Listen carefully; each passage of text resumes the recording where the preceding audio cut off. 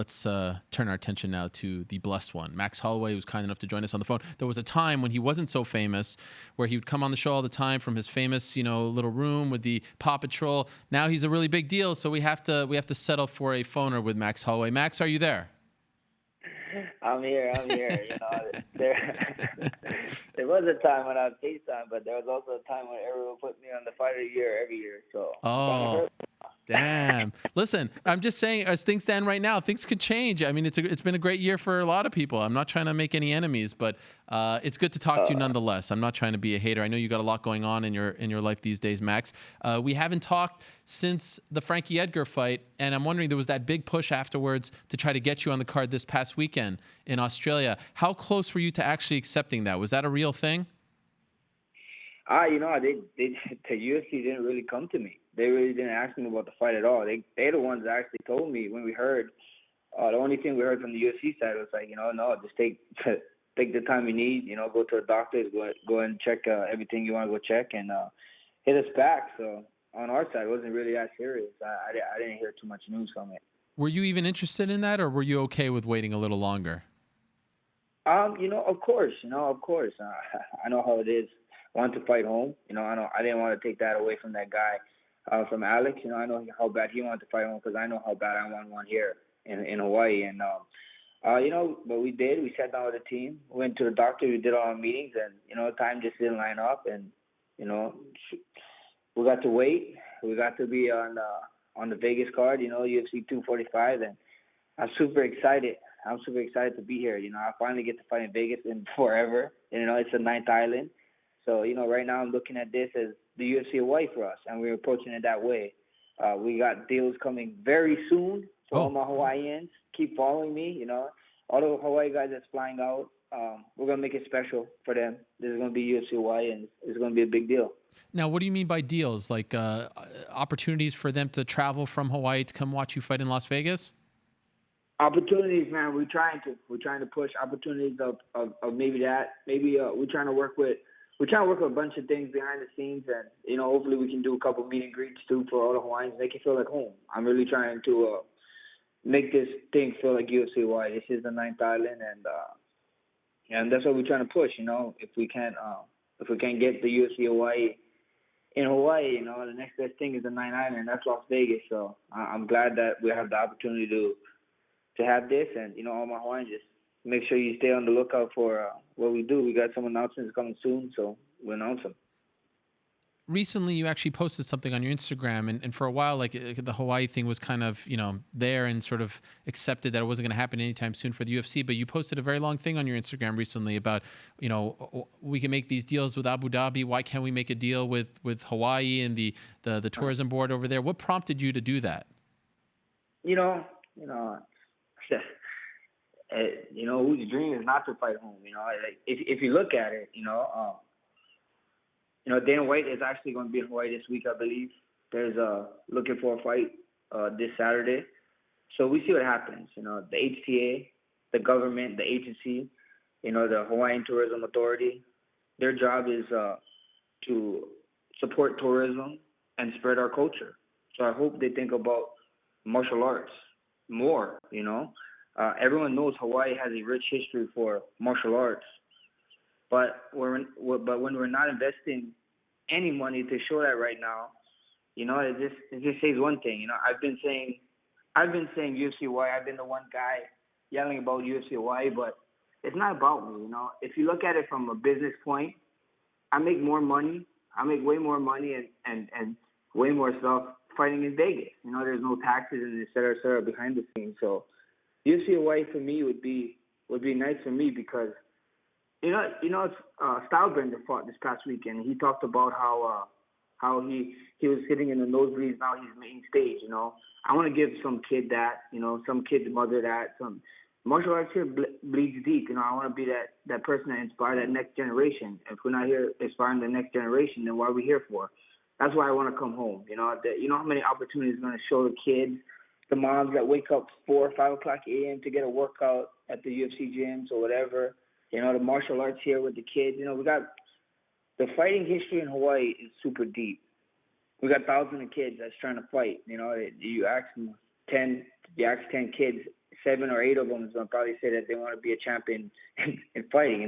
It's crazy here. So hopefully the HTA can figure it out, and we can show people why martial arts means so much here in the islands. So next up, as you said, it is Las Vegas, the ninth island against Alexander Volkanovski. And not that long ago, I remember when you were asked about Volkanovski, around the time that he beat Chad Mendes, you were like, I don't really know much about this guy, not really on the radar right now. Do you feel like he is the most deserving one now? Like, has he impressed you? Has he done enough to get this title shot, in your opinion? Yeah, he did what he did. He did what he did. He put himself in the right place. He's at the right place at the right time. And, he did just beat the number one contender in Jose Aldo. He went there, fought the king of Rio in Rio, and, pulled off that win. And, all I got to say is GSP had multiple titles, and he said defending belts is the hardest, right? And I think when you're defending, you're earning already what you have. I already have this belt, so I'm just earning it, and it's just harder to motivate yourself. I think we all can agree that. But you can think of former champions who have a hard time finding that motivation. So for me and my team, we find motivation somewhere where it presents new challenges to us. And Alex presents a new challenge. Like I said before, I love cupcakes, I love flavors, and this guy's just a new flavor. The dude I'm taller than the dude, but the dude got longer reach. He has more power than me. And his pressure and stuff is another thing that I'm excited about. So we never faced a guy like Alex, and we never faced a guy with this kind of power, and I'm excited to stand against the octagon for him come December 14th. I can't wait. I can't wait for the challenge. These are the things. You want to be the number one pound-for-pound guy in the world, this is the kind of guys you got to go through. This is what everybody's talking about. It's time to show the world again in December why, to be the best, you got to beat the best, Ariel. And the best is? Blessed. Yes, sir. But your last opponents, Frankie Edgar, Dustin Poirier, Brian Ortega, Aldo Twice, Anthony Pettis, these are names, right? Volkanovski doesn't have that name quite yet. Is that what you're talking about, the motivation? Like when you look at his name on paper, that doesn't get you out of the bed? You have to think of other things? You have to get other things to get you motivated? No, he gets me out of bed. He motivates me, like what I just said. The dude, I'm taller than the dude. He got some orangutan arms. His reach is longer than mine. The strength stuff is a factor. He's KOing people, knocking them out. So he got a lot of challenges, that I can't wait to face. Everybody keeps saying that his power is going to be too much. His wrestling, his pace might be too much for me. So there's a lot of things that me and my team sat down, we talked about, and it excites us. This is the kind of challenge that excites us. So I can't wait. I can't wait to go out there and show the world, why I should be the number one pound-for-pound guy in the world. I don't think a lot or enough was made of the fact that you were coming off a loss going into that Frankie Edgar fight. And it's only happened once before, coincidentally, another Hawaiian, BJ Penn, only champion to come off a loss to defend his title successfully. Now that it's over, of course, we're several months removed, but this is our first time talking. I'm wondering, you said all the right things going into that fight, but in the moments leading up to it, in the hours leading up to it, in the locker room before the Edgar fight in Edmonton, was there any part of you who started to doubt yourself, who felt a little different just because you were coming off a loss as opposed to the long winning streak? Did it feel different in hindsight? Look, I'm human. I'm human just like everybody else. Everybody like to think we're gods or we're higher or we're superheroes, But I always tell them, look, guys, I'm human. I get nervous. Every fighter gets nervous before I walk, and it's not nervous or scared of losing the fight. If a fighter tells you that they're never nervous, slap that fighter in the head. He's lying to you. We just like humans. We got emotions and I get nervous all the time. Before every fight, before that fight, I get nervous when there's a one point in my career where I wouldn't wash my I have a jock strap and then I have a tights that hold my cup in place, and I wouldn't wash those because I didn't want to wash the wins away. That's just me though. But my mom washed it one day. And I was freaking out before I fight. I was like, Mom, you're not supposed to wash this. What are you doing? That sort of argument. But it is what it is. It was there, but that's what pushes you to a point of greatness. Some guys they get pushed to that point and they break. And some guys get pushed to that point and they break through, and they break records. So I'm one of those guys that I believe when you push me to that point, I'm gonna break records. Every time you put me in big fights or big moments, I'm gonna show up every single time. Did you win that fight after she washed it? Yeah, I did. Oh, thank God. That was during when I was in the streak, so it was super good. I think it was right before the Pettis fight it happened, so my mind was going all crazy. We got changed, and then it was right before me and Pettis got changed to the main event for the interim. So I was Okay. like, wow. I was like, really, this is what's happening right now.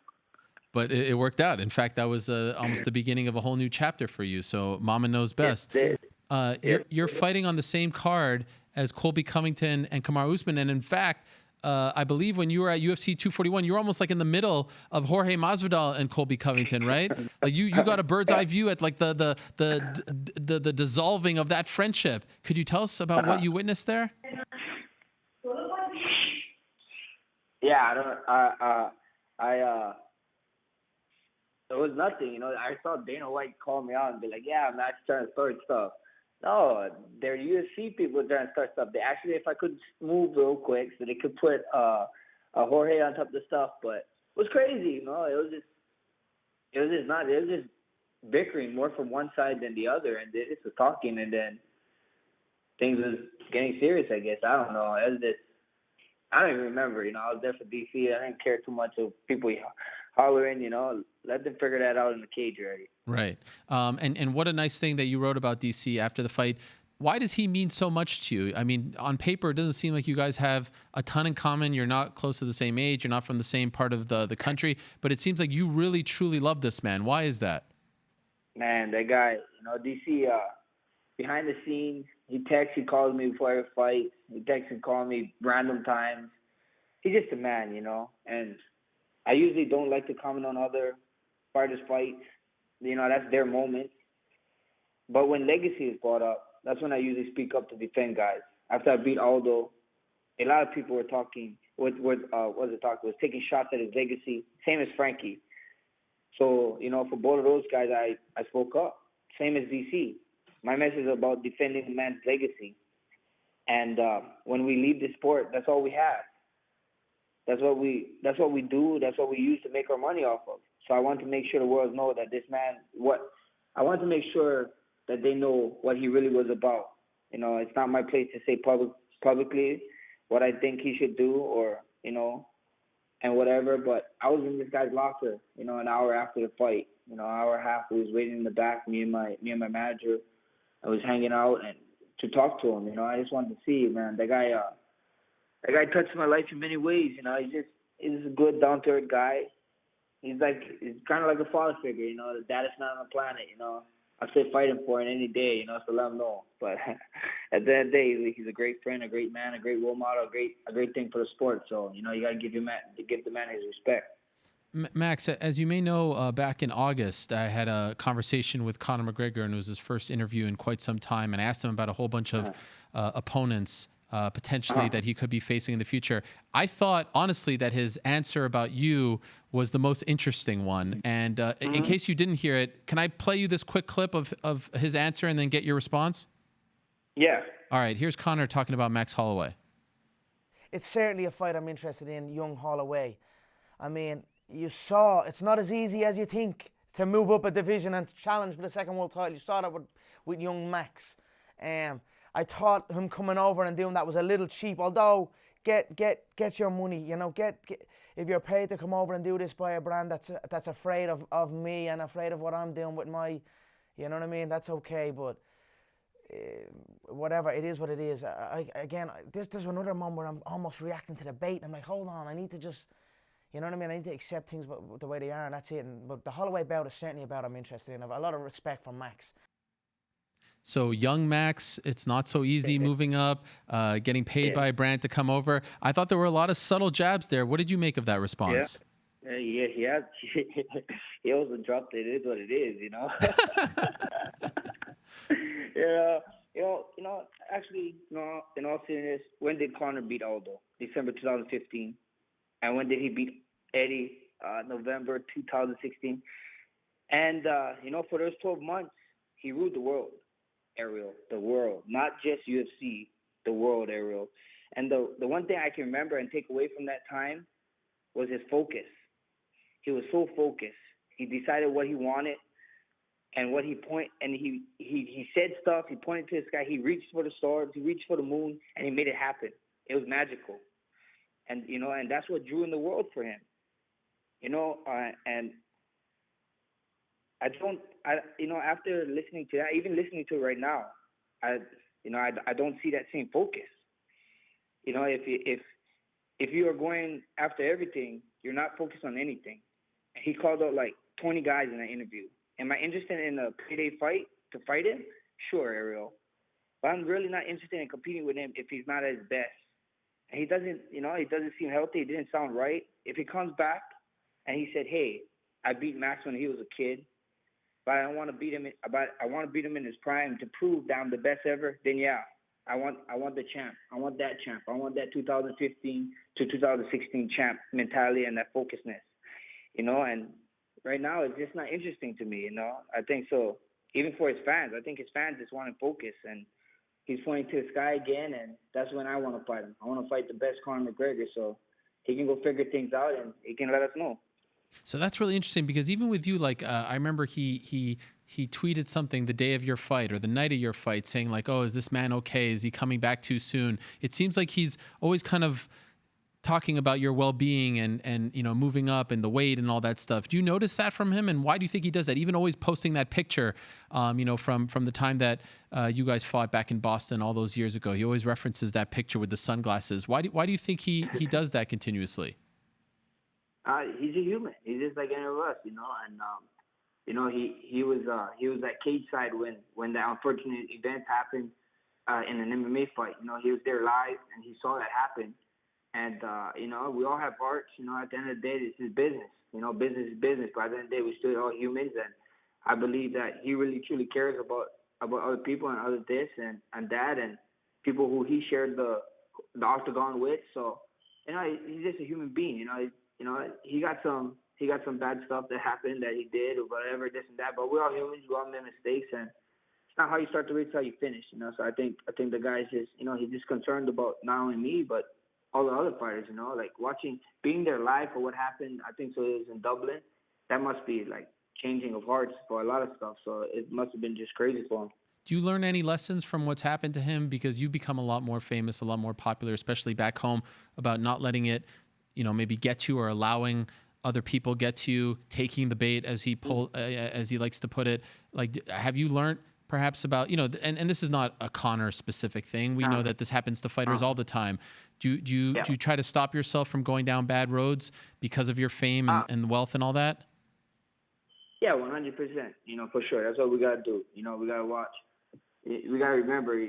People got to remember too, we're humans. People put us on pedestals, and then they attack us and they say stuff. But we're humans, and we're a little bit different. We looked at in the limelight a little bit different. So, it is a learning process. And when you watch stuff like that, so I hope he figures out. He is. He's been figuring out. And he never runs away. He knows what he does is wrong, and that's a true man. At least he owns up to him, and you go from there. So I learned a lot from him, not only him, other fighters, you watch and see, even other athletes, from other sports, professional sports. So it's super cool to see, I don't want to go down that way. I know where I want to go with my career, and that's what we're doing. And one last thing for you, Max, because I was reminded of this past weekend when Megan Anderson was talking about dealing with anxiety and depression, trying to get her career back on track. You were one of the first fighters to talk openly about this, and I'm just wondering how you're doing with that now. How are you handling it? Do you find that it's still a constant battle, or do you feel like you've conquered that part of your life? I'm good. I'm good. I think. I'm just like anybody else, when it's good, it's good. When it's bad, it's bad. And I was like super bad, that little run I had. And, I'm fine. I'm good. But, it's just crazy. It's a real thing. It's a real thing. Go talk to people about it. Go ask the people about it. That's the only way you get rid of it. People who try to bottle it in and they hold it in too long, and then it's going to burst. It's like shaking a soda. When you open it, it's going to come out flying and bursting after shaking it. So, if you're getting affected with that, reach out to somebody, talk to people, and people can help you. That's this world. That's what it is. A lot of people, I tell them all the time. A lot of people, they always tell me like, no, fighting is just you. I want to do that because it's all on you. It's not. This is a team sport. And mixed martial arts is a team sport. I need my coaches.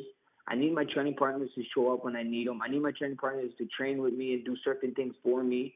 It's a team sport. I go in there alone, but I win. I win for the army. I win for everybody. The army that's behind me, my team that's behind me. This is a team sport, guys. Don't get it twisted. Don't think so. You gotta hold everything and take everything and put the weight of the world on you.